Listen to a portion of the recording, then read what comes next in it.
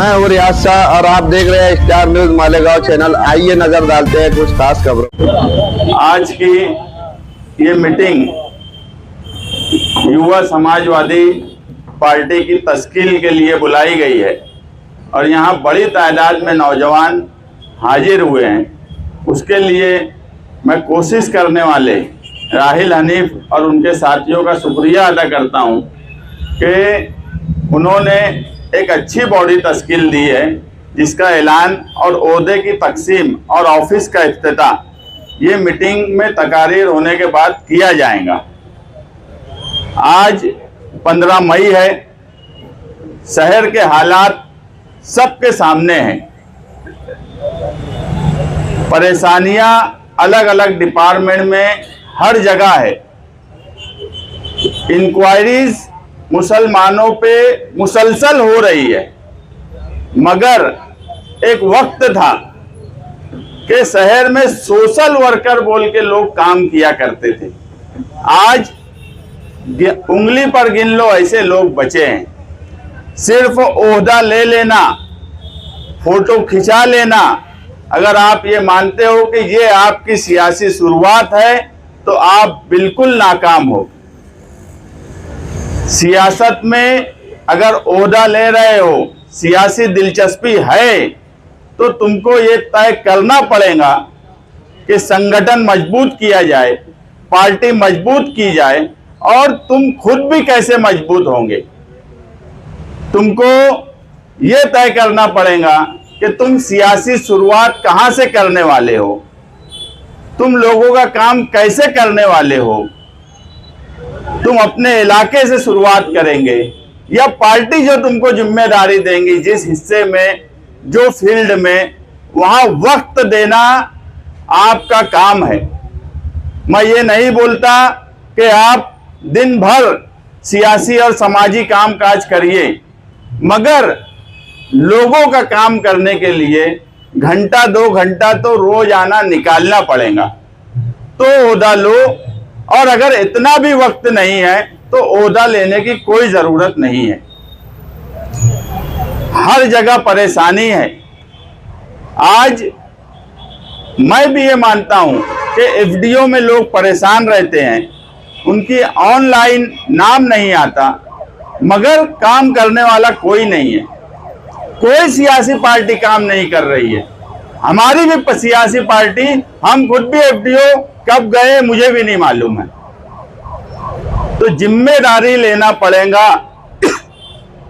FDO में जाओ, corporation में जाओ, जन्म दाखिले का सवाल हो, पावर का सवाल हो, लोग बिल लेके घूमते रहते हैं, उनके बिल का मसला हो, आप जाइए वहां पर बात करिए ऑफिसर से, और अगर किसी का काम नहीं होता तो समझिए, और ये लगता है कि अधिकारी जानबूझकर काम नहीं करता, तो लाल टोपी लगा के जाओ और जो करना है वो करो। छुड़वाने की जिम्मेदारी हमारी। जो डिपार्टमेंट अगर किसी का काम जानबूझकर नहीं करता, अरे केस तो बनाओ, 353 तो बनाओ। सिर्फ सियासत में आके ओहदा लेके, सर्टिफिकेट लेके घर चले जाएंगे तो ये सियासत नहीं होती। 17 केस मुझ पे है, 353 भी है। तय करो कि 5 साल में तुमको क्या बनना है, ये तुमको पहले तय करना होगा। लोगों का काम करना, गरीबों का काम करना, यही सियासत है। अवामी खिदमत ही असल में सियासत है। लोग समझते हैं रुपया पैसा, ये सियासत में पहले मेहनत करो। आगे मुस्तकबिल में तुम अगर कारपोरेटर बनना चाहते हो तो तुमको ही आगे इस गांव में कारपोरेटर बनना है, मगर काम करो। काम तुम करेंगे नहीं और इलेक्शन में बोलेंगे कि टिकट दे दिया जाए, तो सबसे पहले अवाम अगर तुमको पसंद करती है, घंटा 2 घंटा उनके लिए काम करते हो, पूरा ग्राउंड खाली है, एमएलए सो रहे हैं, इससे अच्छा मौका मिलने वाला नहीं। मुझे तो लगता है इस कारपोरेशन इलेक्शन के बाद वो यही भूल गए कि वो एमएलए अभी हैं।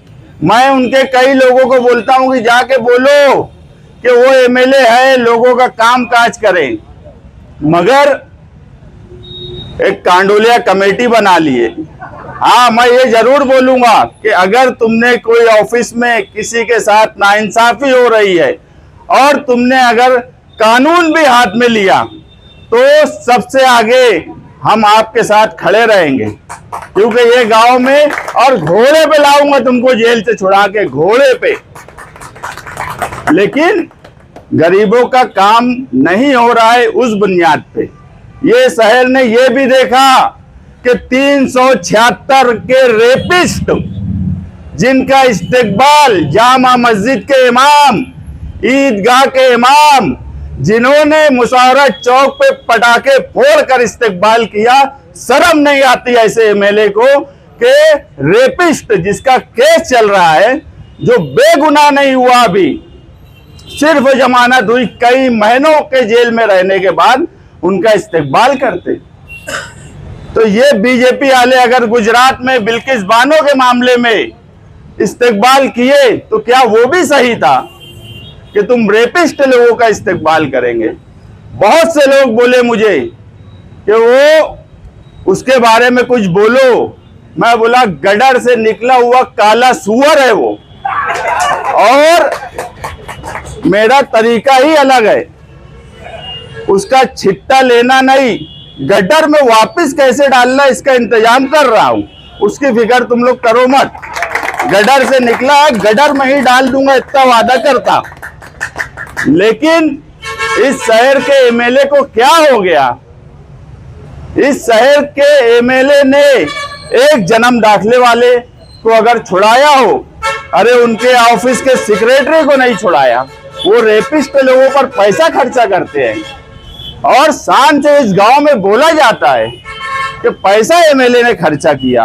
एक जन्म दाखिले वाले के लिए 1 रुपया जो नहीं खर्चा कर सके। एमएचजी कॉलेज में एक टीचर के साथ अगर गलत हुआ, उनके वास्ते कौन खड़ा हुआ? हम हर वक्त जुल्म और नाइंसाफी के लिए कानूनी मदद इसलिए करते हैं कि इस मुल्क के जो हालात हो गए हैं, इस शहर के जो हालात बन गए हैं कि जानबूझकर मुसलमानों को टारगेट करना, फिरका परस्ती के नाम पर मुसलमानों को जेल में डालना, उनके ऊपर गलत इल्जामात लगाना, इसलिए हम कानूनी तौर पर ढाल की तरह उनके लिए खड़े होते हैं। हम पर कोई ये नहीं बोलेगा। और क्या मालूम कि एक के बाद एक 76 वाले, 376 वाले उनके ही पास सब चले जा रहे। अभी आगरा रोड के सुमाली हिस्सा भी एक है, वो भी उनके पास गए, 376 वाले हो गए। बोलते फंसा दिए। अरे हम फंसाए नहीं, ये पहले फंसे फिर 376 बना। तो ऐसे लोगों की पार्टी और एक तुम्हारी पार्टी, अगर राहिल हनीफ यूथ के सदर हैं तो पढ़ा लिखा नौजवान है, मुझे बताओ उस पर कोई छेड़छाड़ की बात भी बोल सकता क्या? ऐसे नौजवानों की टीम जो इस शहर में काम करेंगी, और मैं राहिल हनीफ को यहां बोलूंगा कि आज 15 मई है, मेंबर साजी शुरू की जाए और कोशिश करिए कि 1 महीने में 1000 युवाओं की मेंबरशिप करके एक यूथ कॉन्फ्रेंस, बड़ी यूथ कॉन्फ्रेंस आप रखिए। मैं समाजवादी के यूथ एमपी या एमएलए को मालेगांव बुलवाऊंगा, लेकिन काम करना पड़ेगा, अवामी काम करना पड़ेगा, संगठन का काम करना पड़ेगा। तुमको इस कारपोरेशन इलेक्शन में 43,000 से ऊपर वोट मिली। तुमको इस्लामपुरे जैसे वार्ड में बिगैर खर्च किए तुमको 5,000 के ऊपर वोट मिली। तुम किले में क्या खर्च किए, तुमको कितनी वोट मिली? तुम नयापुरे में 1 रुपया खर्च नहीं किए, तुमको कितनी वोट मिली? तो लोग कहीं ना कहीं तुम्हारी तरफ हैं। तुम एरिया इलाका देखो। अगर सियासत में इलेक्शन लड़ रहा है तो उसके लिए काम करो, इलाका तय करो, एक टारगेट तय करो, मगर अवामी काम काज के बगैर कोई काम नहीं हो सकता। मैं तो फक्र से बोलता हूं कि पट्टी बिछाया हूं, पट्टी। कोई ये नहीं बोल सकता कि निहाल साहब का दामाद बना तो कारपोरेटर बन गया। ये शान बैठी है, नहीं तो बोल दे। काम किया, सोशल काम किया, अवामी काम किया। मेरी शादी तो 2013 में हुई, 17 में भी मैं इलेक्शन नहीं लड़ा। 2004 से मैं पट्टी बिछाने का काम करता हूं। पट्टी, और फक्र से बोलता हूं कि पट्टी बिछाने के काम को तुम सियासत में अपना पहला कदम मानो। कोई शर्म की बात नहीं है, काम करना कोई शर्म की बात नहीं है। पट्टी बिछाना, निहाल साहब के पास कोई आता था, बोलता था मुझे सियासत में बड़ी दिलचस्पी है, सियासत में आना चाहता हूं, तो साहब बोलते थे ये ले झाड़ू झाड़ू मार पहले ऑफिस पे। वो मकसद ये होता था कि तुम काम करना अगर चाहते हो तो सियासत में काम करने के लिए बहुत नीचे से शुरू करना पड़ता है, बहुत जमीनी काम करना पड़ता है। तुम आकर सूट बूट में फोटो खिंचा लेंगे, रील बना लेंगे, व्हाट्सएप इंस्टा पे डाल देंगे, तुम लीडर बन जाएंगे, तुम कारपोरेटर बन जाएंगे, ये मुमकिन ही नहीं है। तुम हीरो बन जाएंगे मगर कारपोरेटर नहीं बन सकते। जब तक अवामी काम काज तुम नहीं करेंगे, जुल्म और नाइंसाफी के खिलाफ डट कर अगर युवा नहीं खड़ा होगा, आज पूरे शहर में आमदार एक काम करने के लिए तैयार नहीं है। मैं तो इससे अच्छा मौका युवाओं को नहीं मिलेगा।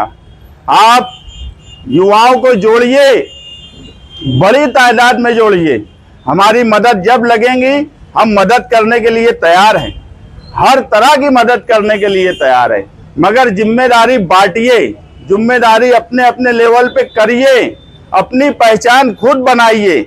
जहां जरूरत डिप्टी मेयर शान हिंद मैडम की है, उनका इस्तेमाल करिए। जहां मेरी जरूरत है मुझे बुलाइए। जहां पर राहिल हनीफ की जरूरत है, जहां अतर चच्चा की जरूरत है, हमारे बाकी भाई हैं, बबलू भाई हैं, पावर्स के काम हमारे जाहिद मौलाना देखते हैं। आप मगर खुद की पहचान बनाओ। एक वक्त आना चाहिए कि पावर कंपनी में अगर एक ओहदेदार समाजवादी का गया तो मेरी जरूरत पड़ना ही नहीं चाहिए 1-2 महीने के बाद।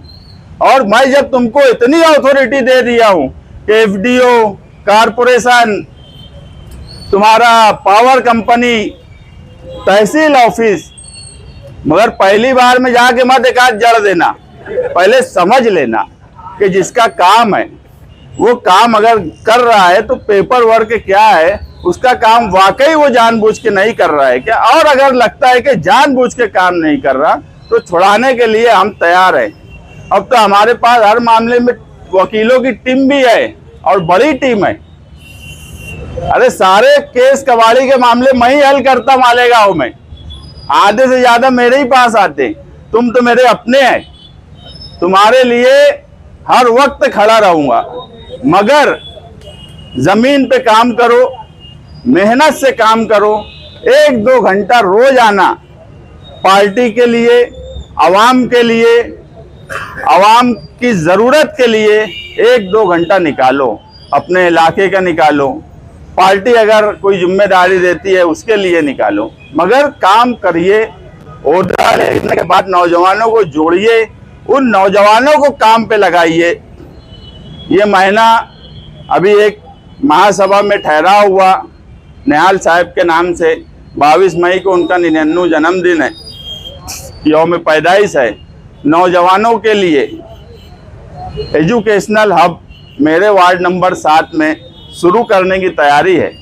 और ऐसे पढ़े लिखे नौजवान और ऐसी फैकल्टीज पे हम लोग काम करने की कोशिश कर रहे हैं कि वाकई नौजवानों को उसका बड़ा फायदा मुस्तकबिल में इस शहर के नौजवानों को मिलेगा। हम लोगों के लिए आज पार्टी के लिए बहुत काम करने का वक्त नहीं है। मालेगांव कारपोरेशन में काम करने के लिए बहुत ज्यादा वक्त देना पड़ रहा है और हम लोग मुसलसल काम कर रहे हैं। आप सभी लोगों से मेरी गुजारिश है कि आप लोग अवामी काम काज बांट के करिए, तंजीमी तौर पर करिए। रोजाना यहाँ राहिल हनीफ रहेंगे, यूथ का एक सिस्टम से काम करिए, एरिया वाइज काम करिए। तुम्हारे इधर 3 प्रभाग हैं, प्रभाग 1 है, प्रभाग 2 है, प्रभाग 4 है, यानी 2, 3, 4। इन तीनों प्रभाग को बांट लो और इधर जिम्मेदारी दो अलग अलग आदमी को। जहां मेरी जरूरत पड़ती है मुझे बोलो, जिम्मेदारी देकर मेंबरशिप नौजवानों की शुरू करके, और मुझे उम्मीद है कि जो टीम राहिल हनीफ के साथ अभी जुड़ने वाली है वो 1000 युवाओं को 1 महीने में मेंबर बनाएंगी और इंशाअल्लाह यूथ की एक बड़ी कॉन्फ्रेंस मालेगांव शहर में होगी। इस वीडियो को लाइक करें, हमारे चैनल को सब्सक्राइब कर बेल आइकन जरूर प्रेस करें। हम